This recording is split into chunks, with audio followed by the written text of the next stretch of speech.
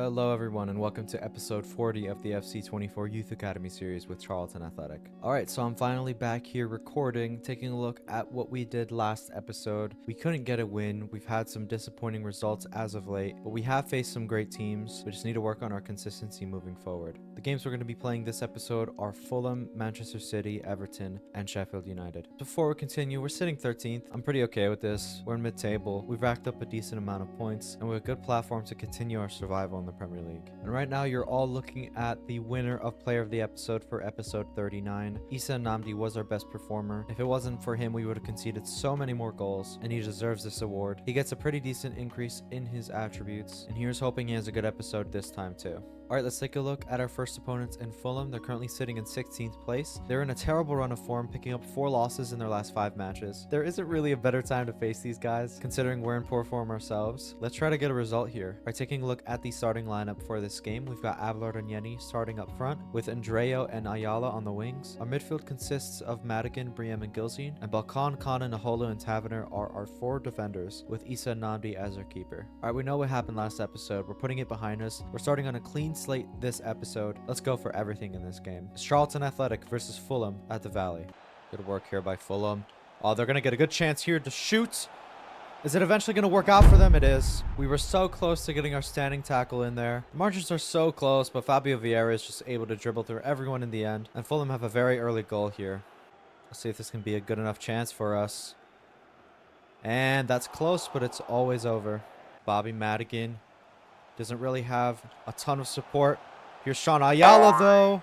And it's Leno, and he doesn't even have to stick out his hands. That is the most nonchalant save we've seen yet in this series. Huh? So Lemons. That's an okay strike, but Issa Nnamdi got low very fast and saves it. To break here with Sean Ayala, but Adarabiyoyo is as fast as lightning. Nope.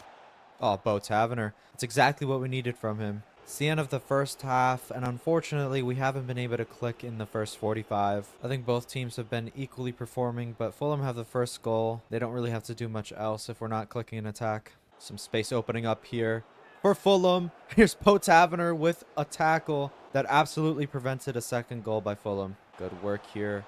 Zandreo going out wide to Balkan. Back inside, and Yeni into Gilzine, and that's a goal. A beautifully worked equalizer. Our team from back to front functioned perfectly there. Made every single right decision, and Fulham couldn't have done anything else. It's 1-1. Trying to unleash Abelard and Yeni here. It's going to be a one-on-one chance for the German, and he smacks it over the bar. It's an amateur finish. Good work here by Fulham, and they've hit the woodwork twice. Gonna look out here to Nogueira. Somehow Acuna's been able to keep up, though. Wow, that is the end of the 90 minutes. We absolutely could have been losing this match. Another late goal could have been conceded. We could have been looking at a 2-1 scoreline easily. We got a good equalizer in the second half. We also got more possession. That's a super scary ending to the game. Alright guys, we have a scouting update from Colombia to take a look at. I think the best player in the report so far is this one right here, but I'm not super convinced, so we're going to have to wait another month. Alright, taking a look at our next opponents, we're going to be playing Manchester City. They're currently sitting in 18th place. I have no idea what's going on with this team. They do have 3 wins in their last 5 matches. This must be a mistake. Nope. Manchester City are currently sitting in the relegation zone after 11 games, guys. They've got 2 wins, 6 losses. They've scored 16 and conceded 21. That's poor defending. Taking a look at the changes to our 11, we've made 2. We're going to be starting Legesse in midfield ahead of Briem. We're also going to be replacing Jesse Kana with Jordi Sapanic at left center back. Yet another team we're facing that's out of form, but Manchester City have all the resources and all the players to get a result here against us. It's going to be tough regardless of their form. Let's get straight into it. It's Manchester City versus Charlton Athletic. Jeremy Doku trying to get past Balkan, his Belgian compatriot, and it doesn't work out. Oh, they've got a shot away here. Lots of shots coming in at our net. Issa Nnamdi turns that over. Oh, that's a good cross. That's going to be an easy header for Holland, but thankfully we have someone on the line. Issa Nnamdi has to slide at that to clear it. Jeremy Doku, he's got some space here against Balkan. Oh, wow, that's going to be a penalty. Nothing else to do there. Trying to get a Jeremy Doku, it's never going to work. Jordi Sapanic takes the man out. Has to be going in with his left foot there. I don't know why he's gone in with the right. That's a guaranteed penalty. Here's Erling Haaland. I'm going to go to the right, and we've saved it. What an excellent save by Issa Namdi. Good passing here is De Bruyne. Issa Namdi just forgets to stick his hand out, and that's an easy near post finish by the Belgian. Manchester City have been putting on a ton of pressure at our goal, and they get their reward for this early success. They're currently 1-0 up. It's Fazal Andrio working brilliantly here. He's going to get a shot away, and that's a very poor finish. Jordan Balkan winning the ball for us yet again.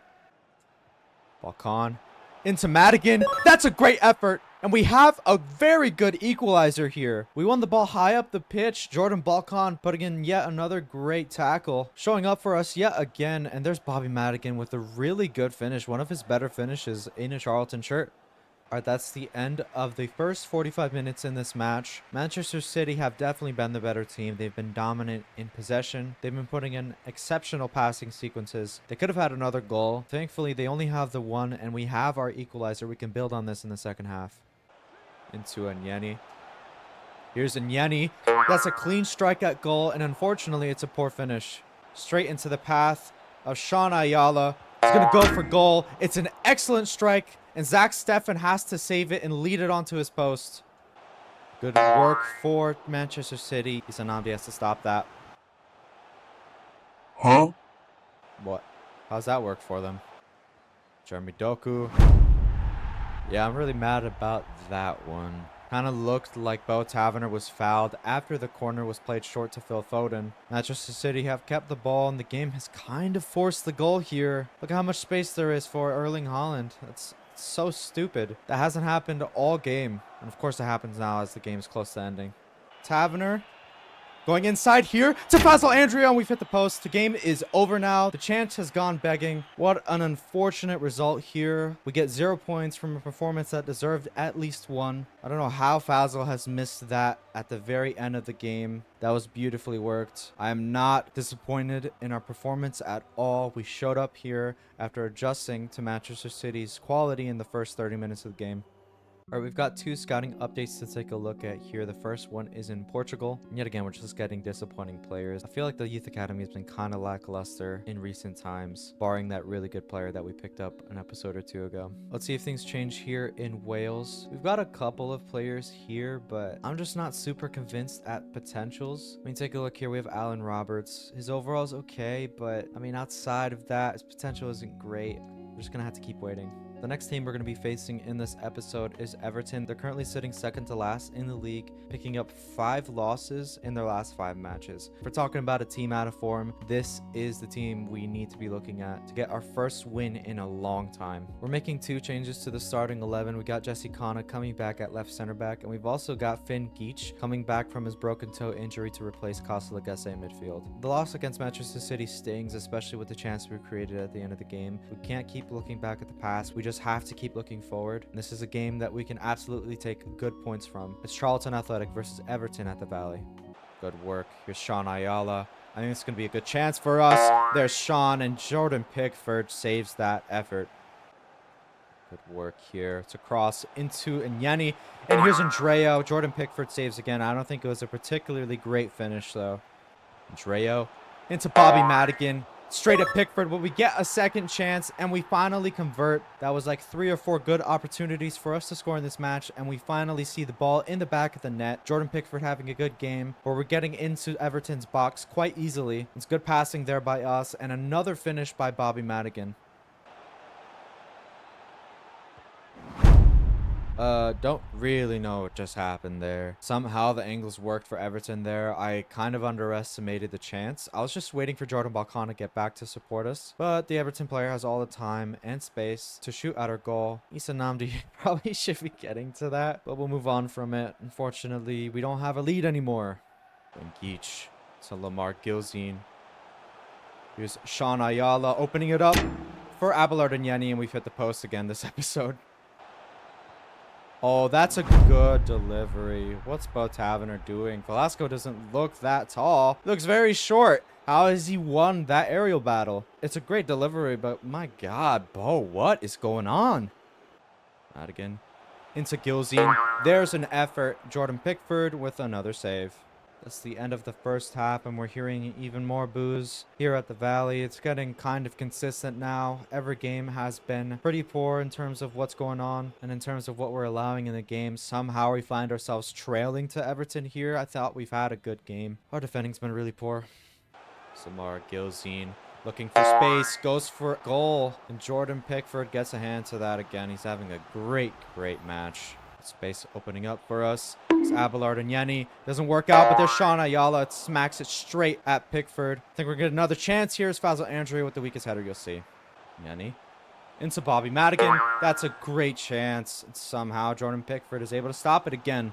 Skilzine going inside to Yenny. And here's Andreo. We have a late equalizer, guys. It took us forever. We created so many opportunities this game. We've been thwarted by Jordan Pickford for the entire match up until this point. And finally, a good counterattack ends up in a goal for us. It's a 2-2 scoreline right now.